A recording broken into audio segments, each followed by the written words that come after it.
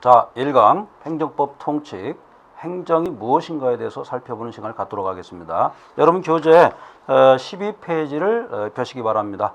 12페이지 보시면은 행정과 행정법의 의 이렇게 돼 있죠. 자, 여러분들 행정이 무엇인가 궁금하시겠죠? 행정은 바로 국가의 권력적 단독 행위다 이렇게 볼 수가 있습니다.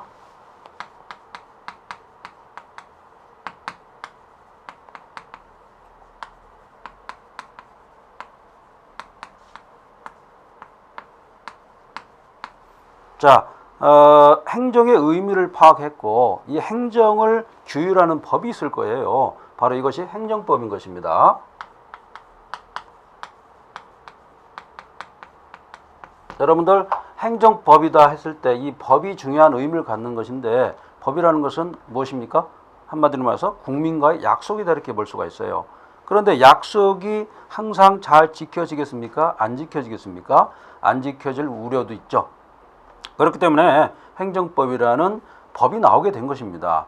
그런데 행정법이 나오게 된 여러 가지 연유가 있어요. 자, 어떤 연유에서 나왔을까요? 첫 번째가 권력분립 이론에서 나왔습니다. 자, 권력분립이 나오게 된 동기는 역사적으로 상당히 매우 연역적으로 볼 때 유서가 깊어요. 원래는 황제라든가 왕이 모든 권력을 행사했습니다. 권력이 집중되다 보니까 특히 일반 국민, 백성들이 권리 침해를 받는 경우가 많았다는 것이죠. 그래서 영국을 비롯해서 프랑스, 독일 이러한 여타 국가에서 한 사람한테 권력이 집중되는 것을 방지하기 위해서 권력 분립 이론이 나오게 됐던 것이죠. 그 대표적인 사람이 본 교재 보시면 알겠지만 존 로크, 그 다음에 몽테스퀘, 그 다음에 나중에는 장자크 루소, 물론 토마스 홉스 이런 사람도 있었습니다. 이런 사람들이 등장하게 됩니다. 즉 행정법이 나오게 된 동기는 국민주권 사상과 나아가서는 권력 분립 제도 여기에서부터 출발하게 되겠죠. 이유는 뭐냐면 권력이 분립하게 되면은 권력 분립이 이루어지게 되면은 그만큼 일반인들은 권리 구제를 받을 수 있는 가능성이 높아지는 것입니다. 그런 측면에서 볼 때 행정법은 권력 분립 내지는 역사적 연유에서 도입됐다, 발생했다 이렇게 볼 수가 있습니다. 12페이지 계속 보세요. 권력 분립의 가장 포인트는 뭡니까? 거기 보면 영어로 되어 있어서 죄송합니다. check and balance 이렇게 되어 있죠. 견제와 균형이다 이렇게 볼 수가 있어요. 그런데 이 견제와 균형을 잘 표현하고 있는 것이 바로 행정법이에요. 행정법은 자, 제가 한번 질문 한번 드릴까요? 행정법은 어느 국가에서 최고 먼저 발생했을까요? 최초로 바로 프랑스가 되겠죠. 다른 법은 다 독일이라든가 영국 이쪽에서 시작을 했는데 특히 독일에서 많이 출발했는데 유달리 행정법 부분에 대해서만 프랑스에서 제일 먼저 발생했습니다. 그러한 의미에서 볼 때 프랑스 법이 바로 행정법이다 이렇게 봐도 큰 무리가 없을 것 같아요. 그리고 말이죠. 이 행정법이 프랑스에서 도입하게 됐는데 시작했는데 그 기본을 이루는 것은 바로 프랑스 대혁명이었습니다. 프랑스 대혁명이 발생하자 그 당시에 행정에 대한 재판이 많이 이루어지고 있었어요. 그 연역적인 측면에서는 많은 문제가 있습니다만 그러다 보니까 행정에 대한 재판만 할 수 있는 그러한 제도적 장치가 필요했던 것이죠. 그것이 바로 공세 유태타 국참사원이 되겠죠. 지금도 프랑스 같은 경우는 행정 재판에 대해서 자기 고유의 재판을 하도록 하는 공세 유태타가 활발히 진행되고 있습니다. 심지어는 일반 사법 법원이죠. 일반 법원에 뭡니까 소화하는 재판보다도 훨씬 더 많이 공세 유태타에서 처리하고 있다 이렇게 볼 수가 있습니다. 자, 이러한 의미에서 이 행정법은 말이죠. 행정법원에서 원래 판결을 해야 되는데, 자, 우리 같은 경우는 어떻게 되어 있습니까? 행정법원이 있긴 있습니다. 그렇지만, 행정법원도 역시나 대법원 소속으로 되어 있어요. 그래서 이러한 국가를 사법국가다 이렇게 얘기합니다. 우리나라는 행정국가가 아닙니다. 사법국가입니다. 프랑스처럼 국참사원처럼 행정법원이 따로 이렇게 제도적으로 구성되어 있는 국가, 이런 국가를 행정국가라고 합니다. 그런데 우리나라 같은 경우는 프랑스의 행정국가의 어떤 요소를 일정 부분 도입했다 이렇게 볼 수가 있어요. 왜냐하면 행정법원이라는 법원이 따로 있지 않습니까? 그런데 전국적으로 볼 때는 대법원에서 컨트롤하기 때문에 사법국가다 이렇게 볼 수가 있습니다. 자, 여러분 교재 12페이지 계속 보겠습니다. 자, 존 로크와 몽테스큐의 어떤 사상적 기반이 있었다 이렇게 볼 수가 있고 12페이지의 포인트는 권력 분립 이론에서 출발했다 이렇게 볼 수가 있습니다. 자, 여러분들 이 부분은 시험에 출제되지는 않습니다만 행정이 무엇인가, 행정법이 무엇인가를 간략하게 기본적으로 파악을 한 뒤에 판례를 다뤄야지 이 내용이 안 돼 가지고 판례를 다루게 되면은 사상 누각이 될 수가 있어요. 그렇기 때문에 여러분들은 가장 기본이 되는 부분 여기에 철저할 필요가 있겠죠. 자, 그 다음으로 1-2를 보시기 바랍니다. 공법과 사법 이렇게 되어 있는데 자, 우리가 지금 전 세계적으로 공법과 사법이 어우러져 있어요. 그러면 우리가 지금 배우고 있는 행정법은 공법이냐, 아니면 사법이냐, 아니면 공법과 사법이 함께 있느냐, 아니면 공법 부분이 더 훨씬 많고 사법 부분이 아주 극히 적게 들어가 있느냐, 여기에 대한 논쟁이 있을 수가 있죠. 결론적으로 말씀드리자면 우리 행정법은 공법에 해당합니다. 공법은 적용되는 원리가 달라요. 사법에 비해서 법치주의 사상이 아주 강하게 들어가 있습니다. 반면에 사법 같은 경우는 사적 자치 원칙이라고 그러죠. 계약 자유 원칙이라고 하는데 물론 지금은 계약 공정의 원칙까지 발전된 그런 형태를 보이고 있습니다만 공법과 사법을 구별하는 것이 첫 번째 이슈가 되겠습니다. 지난번에 6월 27일 날 시험이죠. 그때도 아마 시험이 출제된 것 같은데 올해도 계속 출제됐습니다만 공법과 사법의 영역이 무엇인가 이거 물어보는 것이 출제가 되고 있습니다. 본 교재의 특징이 뭐냐면 이러한 기존에 시험 출제됐던 것을 모두 망라해서 요점적으로 정리를 잘 해놨습니다. 그래서 지난번에 시험 출제됐던 공법 분야, 그 다음에 사법 관계 이걸 물어보는 문제를 해결하기 위해서는 본 교재를 잘 파악하면은 금방 빨리 시험을 풀 수가 있는 것이죠. 자, 12페이지 공법과 사법 구별해 봤습니다. 공법은 법치주의가 엄격히 적용된다 이렇게 될 수가 있어요. 법치주의는 뭡니까? 법에 의해서 모든 것이 컨트롤되는 그런 주의를 법치주의라고 합니다. 반면에 사법은 뭡니까? 사적 자치 원칙, 계약 자유죠. 개인의 자유가 우선시된다 이렇게 볼 수가 있습니다. 자, 여러분들 13페이지 넘어가겠습니다. 앞으로 수업을 할 때 제가 페이지를 언급할 것입니다. 그때마다 이 페이지에 따라서 여러분들이 같이 이렇게 책장도 넘기고 같이 노트도 하고 이러한 습관을 계속 길러야 되겠습니다. 우리가 이제 행정이 무엇이냐 여기에 대해서 물론 시험에 나오진 않죠. 여러분들 이 부분이 시험 나온다고 생각해서는 안 됩니다. 이 부분은 베이스를 까는 그러한 파트예요. 자, 13페이지 보시면은 형식적 의미 행정과 실질적 의미 행정 이렇게 되어 있는데 형식적 의미 행정은 말이죠.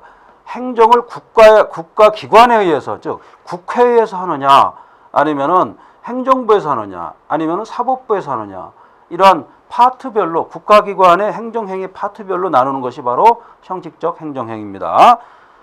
반면에 실질적 행정행위는 뭐냐면 그 내용까지 판단하고 그 다음에 나아가서는 성질까지 판단해서 행정행위의 의미를 파악하는 것이 바로 실질적 의미 행정행위가 되겠습니다. 뭐 다른 건 다 필요 없고요. 실질적 행정행위의 가장 대표적인 것이 바로 법 정립 활동이다 이렇게 볼 수가 있어요. 법 정립 활동은 국회에서 법률을 제정하는 활동입니다. 여러분들 국회라는 기관이 있어요. 국회의 가장 중요한 기능은 법을 만드는 기능이죠. 법을 만들 때 그냥 만드는 것이 아니라 국민적 합의가 있어야 법을 만들겠죠. 그러한 의미에서 실질적인 성격을 가지고 있다 이렇게 볼 수 있는 것입니다. 다음으로는 법 집행 활동 가장 중요하죠.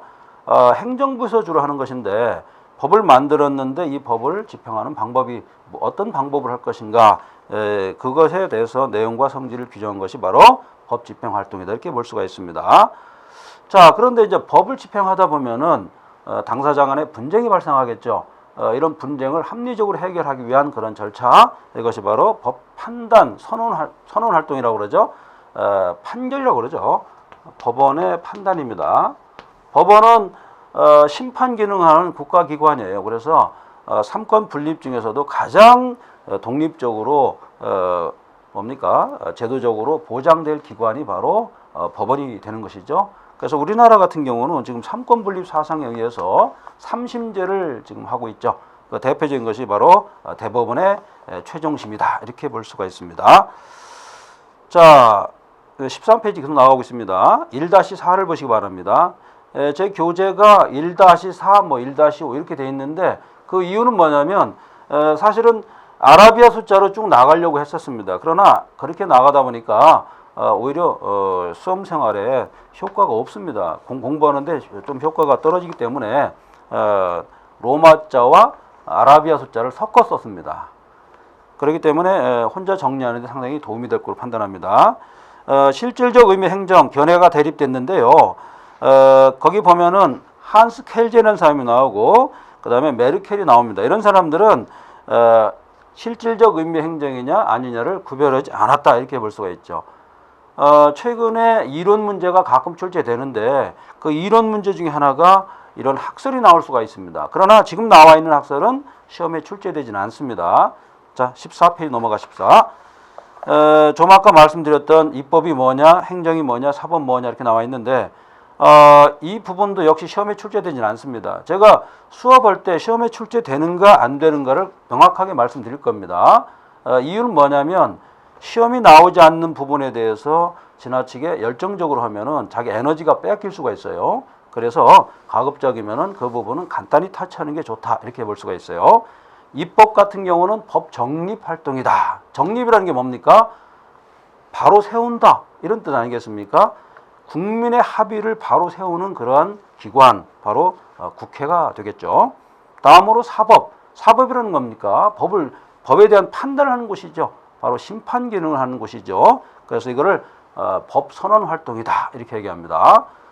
그리고 이제 행정에 대해서 행정을 집행하게 돼 있죠. 법 집행이라고 합니다. 이것은 행정부서 하게 돼 있습니다.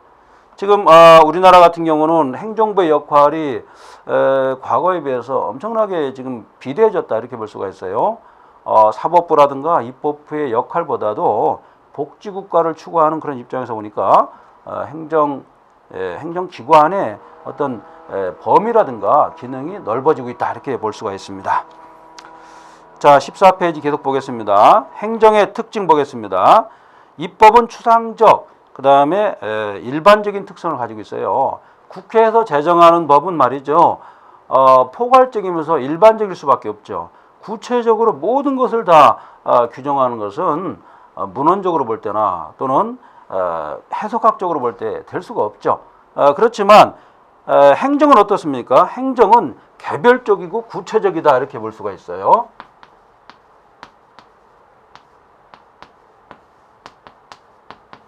행정은 말이죠. 개별적이면서 구체적 성격을 가지고 있다. 이건 뭐냐면 다른 의미로 봐서는 뭡니까? 특정인에 대해서 자기 또는 부자기를 요구하니까 결국 자기와 부자기를 요구하는 그 상태, 이게 특정됐다 이렇게 볼 수가 있어요.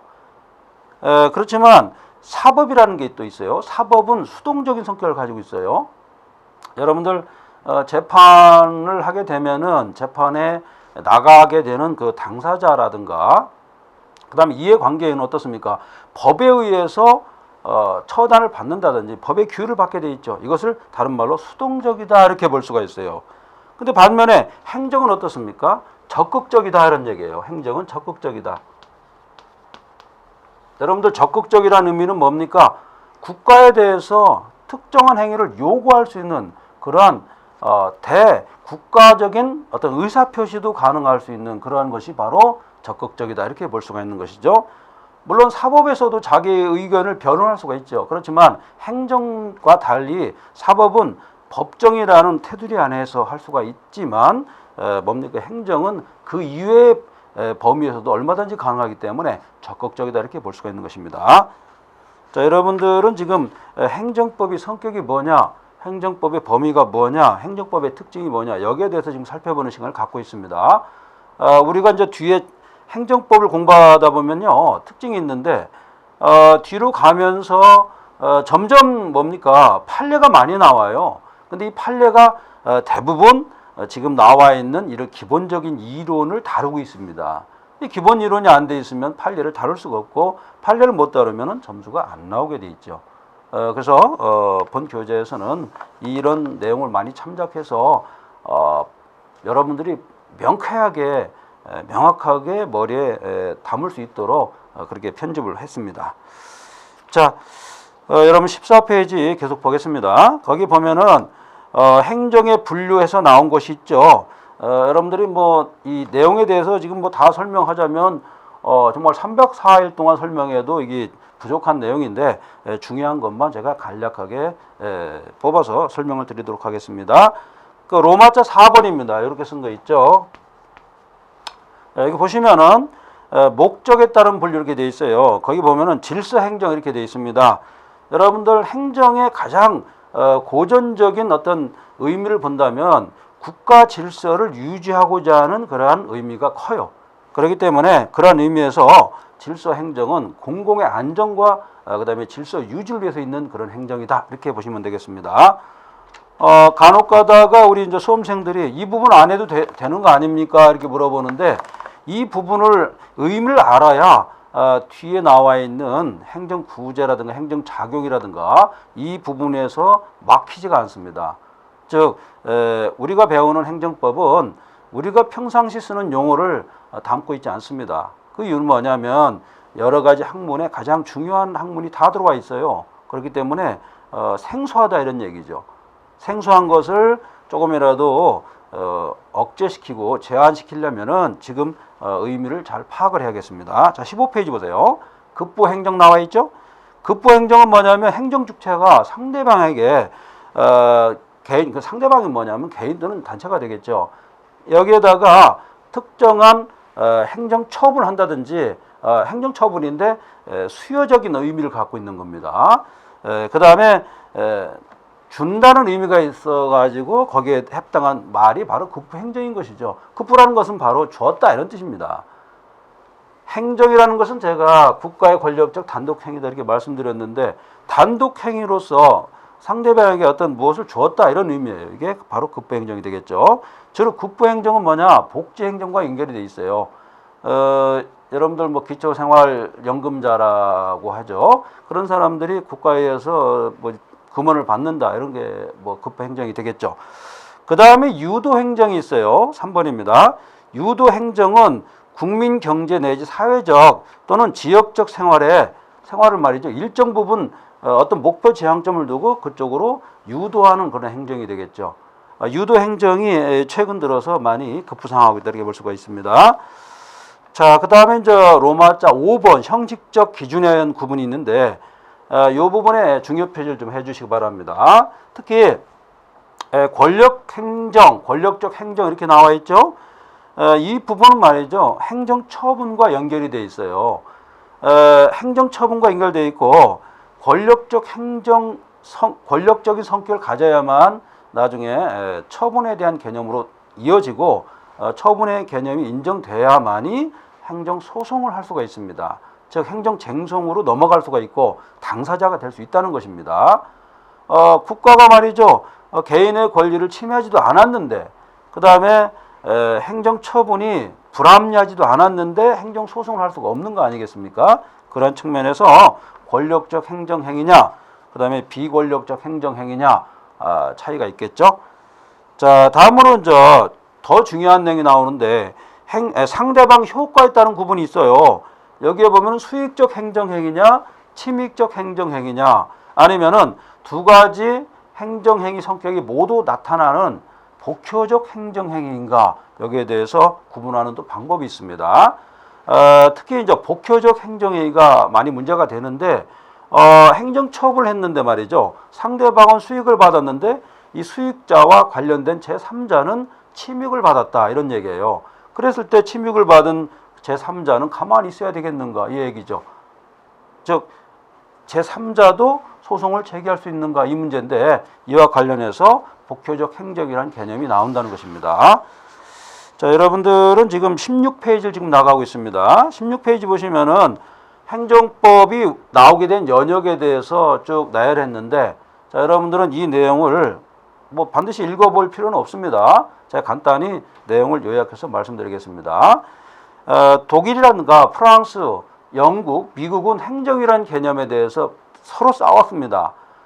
정말 행정이 있는가 여기에 대해서 상대방과 여러 국민들과 많은 논쟁을 했겠죠. 자, 결론적으로 말씀드리자면 프랑스와 독일이라든가 이런 대륙법계에서는 행정이라는 개념을 이미 알고 있었습니다. 그러나 영국이나 미국과 같은 여러분들 보통법이라고 그러죠. 보통법을 가지고 있는, 여러분들 보통법이라는 건 뭐냐면 법으로 규정은 없습니다. 자연법을 말하죠. 커먼로우라고 합니다. 법은 없지만 모든 사람들이 가지고 있는 평균적인 어떤 판단 능력, 그걸 가지고, 그 기준을 가지고 상대방을 심판하겠다, 이런 것이 바로 보통법이 되겠죠. 이런 보통법의 근저에는 자연법 사상이 들어가 있습니다. 그런데 프랑스와 독일에서는 자연법 사상보다는 법치국가 사상이 더 많이 들어가 있죠. 실질적으로 볼 때는 프랑스와 독일은 같은 법치국가였지만 프랑스가 훨씬 더 앞서가는 그러한 실질적 법치국가를 추구했습니다. 반면에 영국이나 독일입니다. 독일이나 네덜란드 이런 계통에서는 실질적인 행정 원리보다는 형식적인 행정 원리를 강조했어요. 그 이유는 뭐냐면 이거는 국민주권 사상과도 연결이 돼 있어요. 국민주권 사상은 말이죠.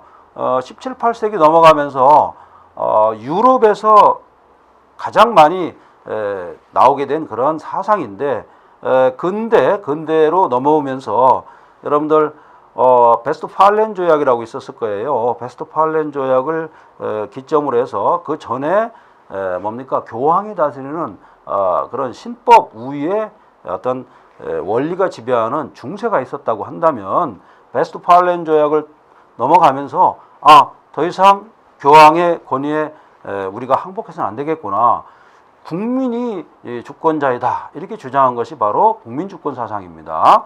여기에 보면은 토마스 홉스라든가 그 다음에 좀 아까 공부했던 로크, 존 로크죠. 그 다음에 몽테스큐에, 나아가서는 장자크 루소, 이런 사람이 쭉 등장하게 되는 것입니다. 이런 사람들이 강조했던 것이 바로 뭡니까? 권력 분립, 권력이 집중되면은 권력이 썩게 돼 있다, 이런 거 아니겠습니까? 권력 분립을 주장하면서 결국에는 국민주권, 즉 국가의 주인은 국민이다, 이런 개념이 들어오게 된 것이죠. 그런데 이런 관점을 놓고 봤을 때 프랑스와 미국, 영국이 좀 달랐다는 거예요. 프랑스와 독일은 행정이라는 어떤 행위를 통해서 권력 분립을 강조했지만 영국과 미국은 행정이라는 개념을 몰랐다는 것입니다. 그럼 지금도 모를까요? 그건 아니라는 것이죠. 지금은 행정이라는 개념을 누구보다도 잘 명확히 이해하고 있는 것이 바로 미국과 영국입니다. 그래서 미국과 영국은 행정이라는 의미를 몰랐을 뿐이지 과거에도 행정을 했습니다. 그런데 프랑스와 독일은 행정이라는 개념을 이미 17, 18세기에 개념 정리가 되었던 것이죠. 그랬다가 그것이 발전돼서 최근에 실질적 법치국가 원리까지 나가게 된 것이죠. 자, 이런 내용이 지금 써 있습니다. 그래서 영국에서는 행정을 몰랐지만 지금은 그 누구 어떤 국가에 비해서도 행정이 더 많이 이루어지고 있다, 이런 내용이 17페이지까지 지금 써 있습니다. 자, 17페이지 계속 보겠습니다. 로마자 2번 보세요.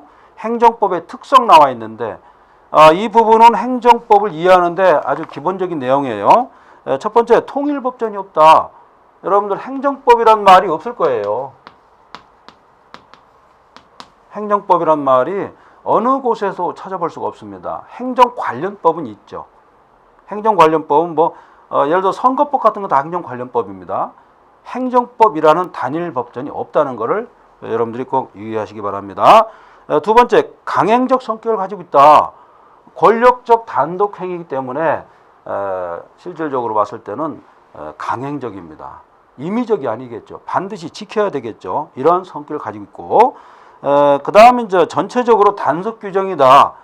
허가를 내준다든지 허가가 잘못됐을 때 허가를 취소한다든지 이런 거 있겠죠. 이 단속 규정이 되겠죠. 물론 예외적으로 효력 규정도 있습니다. 효력은 뭡니까? 개인이 또는 단체가 의사한 대로 법률 효과가 나타나게 됐느냐 안 됐느냐 이걸 따지는 것이 바로 효력 규정이 되겠죠. 자, 그렇게 보시면 되겠고, 그 다음에 이제 4번 별표 하나 올리세요.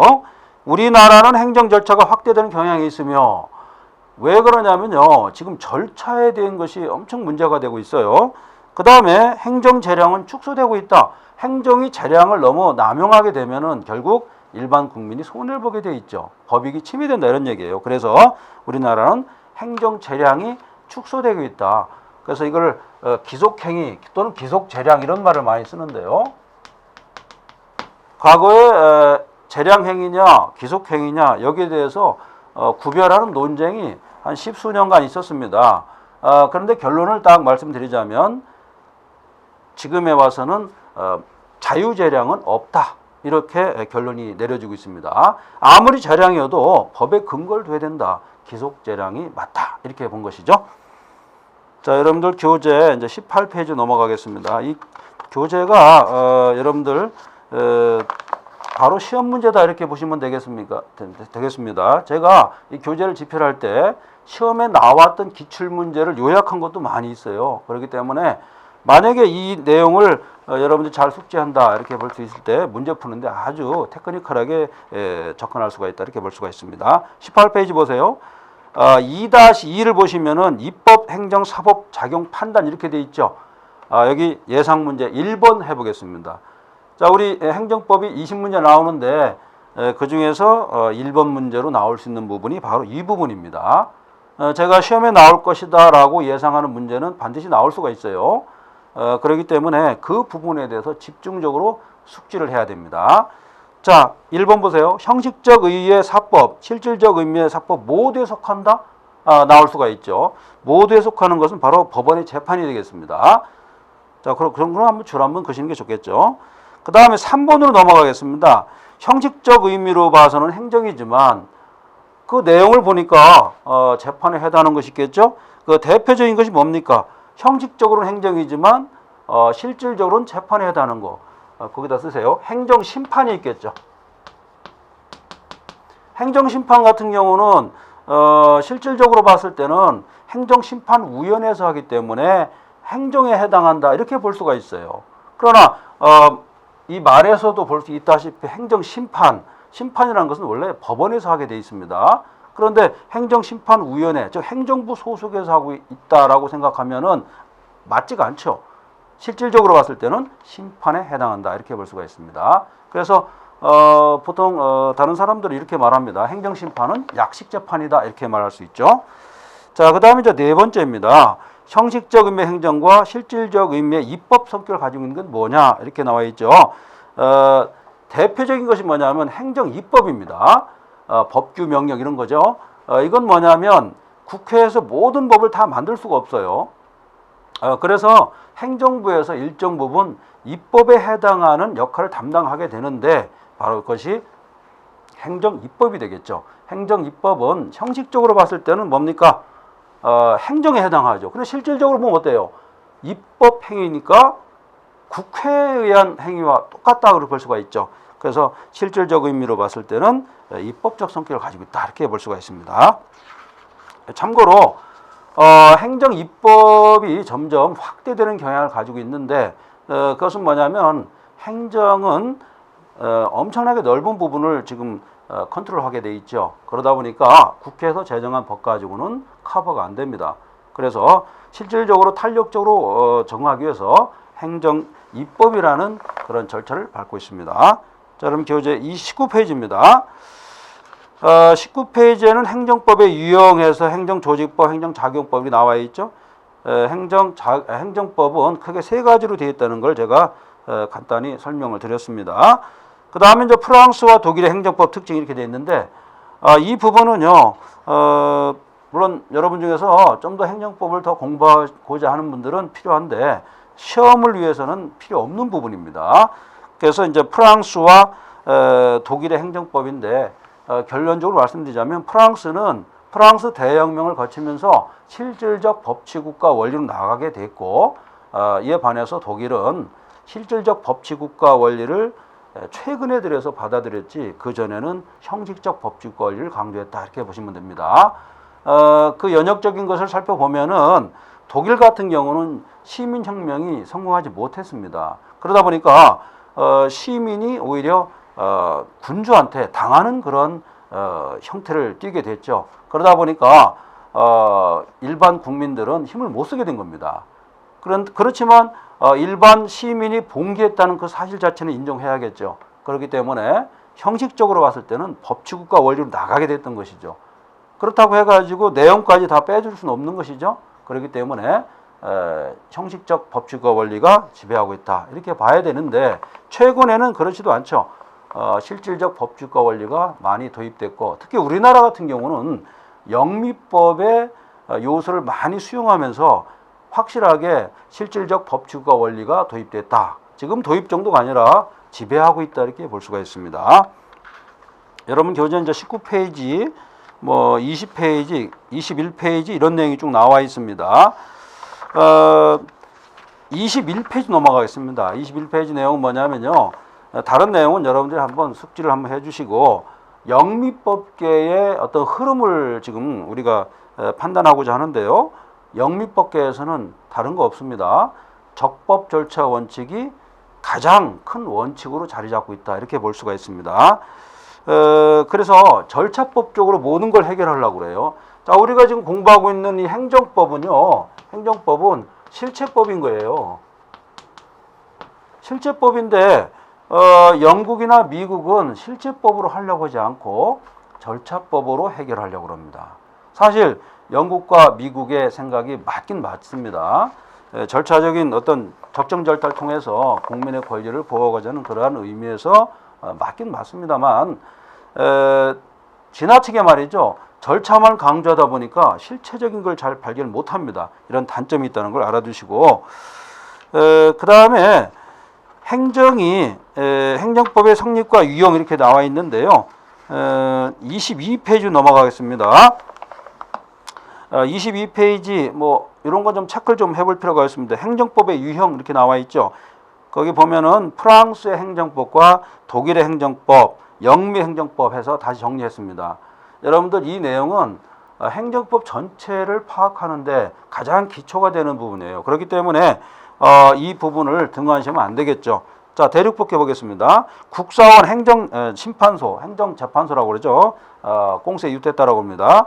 이 프랑스는 말이죠. 판례 위주로 발전했다. 판례 위주입니다. 프랑스는 제가 계속 언급했습니다만 국참사원이라고 해가지고 행정법원이 따로 있습니다. 물론 민사법원도 있겠죠. 그런데 행정법원에서 관리하는 것을 민사법원과 구별하려고 노력을 했습니다. 그 이유는 뭐냐? 행정의 특별한 어떤 성격을 인정했다는 것이죠. 그러나 우리나라처럼 행정도 재판이요, 사법도 뭡니까? 형사재판도 재판이고 그 다음에 민사재판도 같은 재판이다 이렇게 본 것이죠. 우리나라는 물론 세부적으로 보면은 구분할 수가 있습니다만 프랑스처럼 처음부터 다른 길을 가지 않았습니다. 우리는 같은 길 가다가 거기서 좀 나눈 것뿐이죠. 그러나 프랑스는 어떻습니까? 처음부터 민사재판과 행정재판은 완전히 다른 것 아니냐. 여기서 출발했다는 것이죠. 자, 두 번째입니다. 독일의 행정법은 뭐냐면 재정법 중심이에요. 이 친구들은 말이죠. 친구라니까 좀 이상합니다만 독일 친구들은 일단 법을 만들고 법에 사람이 따라가야 된다. 이렇게 본 어떤 성격이 강해요. 미국과 영미법과 큰 차이를 두고 있죠. 그렇지만 이 법학에서는 독일의 법이 지금 가장 발전됐다. 이렇게 보고 있죠. 다음으로 영미법인데 영미법은 한마디로 말해서 법의 지배. 영어로 말하면 rule of law죠. 모든 것은 법에 따라야 된다. 자기들이 이렇게 말을 했습니다. 그런데 영국에는 법이 없다. 미국에는 법이 없다. 이런 말을 많이 쓰죠. 근데 여러분들 세계에서 가장 행정법을 많이 가지고 있는 국가가 어느 국가입니까? 한국도 아니고 바로 미국입니다. 미국은 각종 규제가 많습니다. 지역마다 다 다릅니다. 그렇기 때문에 정말 이 스테이트라고 그러죠. 유나이트 스테이트라고 하는 이유가 스테이트가 유나이트 된 거 아니겠습니까? 정부가 주정부마다 다 달라요. 법이. 법원도 다 성격이 다릅니다. 그렇기 때문에 전 세계에서 가장 행정법을 많이 가지고 있는 국가는 어느 국가냐? 아이러니컬하게도 바로 미국이다. 이렇게 답이 나오는 것입니다. 자, 그 다음 페이지로 넘어가겠습니다. 23페이지입니다. 23페이지 이제 로마자 5번인데 이 부분 뭐냐면 최근 행정법이 어떤 방향으로 가고 있는가를 간략하게 소개하는 부분인데 역시나 시험에 출제되지는 않겠죠. 그렇지만 시험에 임하는 우리 수험생들이 그럼 행정법이 어느 방향으로 올라가는지 방향은 알고 있어야 할 거 아니겠습니까? 그래서 간략히 정리해 봤습니다. 행정법의 동향 보세요. 첫 번째가 국민의 행정 참여가 중대되고 있다. 이런 얘기죠. 행정 절차법적으로 가게 되면은 행정 참여를 하지 않으면 효과가 부정되는 경우가 많습니다. 뭐냐면 행정에 일반인의 참여를 유도하고 있다 이렇게 볼 수가 있어요. 그 다음에 이제 네 번째를 보세요. 행정 쟁송상 원고적격이 확대됐다. 자, 원고적격 부분에다가 별표 하나 주시기 바랍니다. 요거는 행정처분 즉 행정쟁송법에서 시험에 꼭 출제됩니다. 원고적격이 인정되는가 안 되는가. 그렇기 때문에 20문제 중에 한 문제가 출제된다 이렇게 보시면 됩니다. 그런데 문제는 원고적격이 점점 확대되고 있다는 것입니다. 이 내용은 뭐냐면 과거에는 원고적격을 갖지 않았던 즉 반사적 이익을 가졌다라고 판단했던 사람들이 이제는 원고적격을 가지고 있다라고 판단된다는 것입니다. 다시 말하면 뭡니까? 행정소송의 당사자까지로 지금 들어올 수 있다 이런 얘기입니다. 자, 알아두시고 그 다음에 7번 보세요. 7번도 시험 나올 가능성이 높은 부분인데 특별 권력 관계에 있어서 사법심사 범위가 확대됐다 이런 얘기죠. 여러분들 특별 권력 관계는 뭡니까? 특별 행정법 관계라고도 하는데 삼권 분립 사상이 팽배해지면서 입법권, 그 다음에 사법권, 행정법 이렇게 있었는데 행정권을 모두 국민들이 뺏진 못했습니다. 그 중에서 대표적인 것이 특별 권력 관계에 해당하는 그 부분, 뭐 예를 들어서 뭐 교도소 관계랄지 공무원 관계랄지 이런 거는 국가의 주권자는 뭐 그 당시에는 군주 주권론이었으니까 군주에게서 완전히 뺏질 못했어요. 그래서 군주는 그나마 공무원이랄지 아니면 교도소, 군인들은 이 사람들은 내가 내 명령에 복종하게 만들어야 되지 않느냐. 마지막으로 내가 그나마 내 체면을 유지할 수 있는 마지막 도구가 바로 이런 관계 아니냐 해가지고 사법심사에서 제외시켰던 것이죠. 그 역사적인 것이 지금까지 온 것입니다. 그래서 우리나라 판례도 보면은 특별 권력 관계에 의해서 사법심사가 배제되느냐 이걸 물어보는 문제가 많이 나와요. 그래서 예상 문제를 해 보도록 하겠습니다. 근데 뭐냐면 과거에는 특별 권력 관계에 의해서 사법심사 대상에서 제외됐습니다만 점점 어떻습니까? 사법심사에 뭡니까? 이 사법심사를 받게 되는 그런 흐름에 점점 다가가고 있다 이렇게 볼 수가 있어요. 자, 그 다음에 또 문제가 뭐냐면요. 11번 보세요. 별표 하나 치시기 바랍니다. 행정 입법이 확대되고 있다. 이건 뭐냐면 복지국가, 그 다음에 행정국가로 점점 커지면서 국회에서 만든 법률 가지고는 커버할 수가 없어요. 그래서 행정부에서 직접 만들어서 사용하는 법이 있는데 이게 바로 행정입법입니다. 여기에는 뭐 법규 명령이랄지 행정규칙 이런 게 있겠죠. 물론 법규성이 있는가 없는가에 따라서 또 구별하는 방법이 있어요. 그런 부분을 꼭 숙지하시기 바랍니다. 그 다음에 이제 23페이지 실질적 법치국가 원리가 뭐냐 이렇게 되어 있는데 결국 실질적 법치국가라는 것은 국민의 권리 보호를 위해서 반드시 필요하다 이렇게 보면 되겠죠.